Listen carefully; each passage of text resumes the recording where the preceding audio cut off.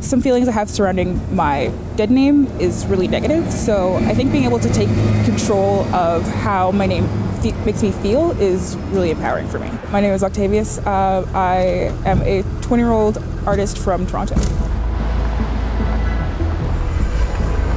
It started when I came out to myself and I knew that I wanted to change my name to Octavius because it just was a way for me to take control of my identity.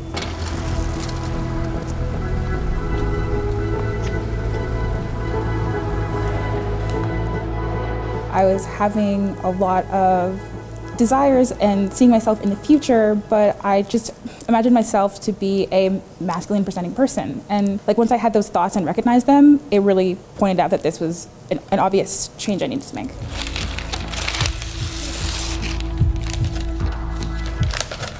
I'm hoping at the end of this process that I'll be able to change my full name and also my gender marker on my birth certificate and my health card.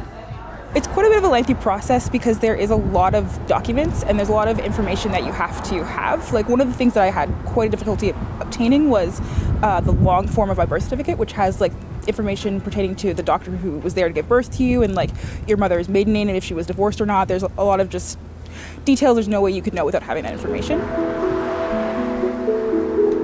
We've seen over the last couple of years that the process is really not accessible for the vast majority of trans-identified folks who are looking to change their name and gender identity or gender marker on their documents. These forms were not made for anyone who is transitioning. There's no option for this birth certificate does not match with how I see my gender. The fees that are associated with those forms are prohibitive for most people.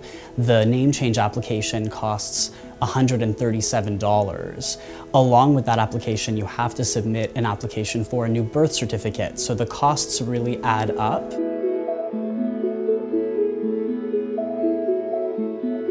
People who try to access healthcare services, especially emergency healthcare services, and who are turned away or denied service. With just going to the LCBO, for instance, buying alcohol and having your ID rejected as a result of it not matching both with your gender or your name. The more we can talk about this issue and the more that people realize this is something that we really have to address and that people are really struggling with, hopefully we'll have access to more resources and we'll be able to provide this kind of service at more locations.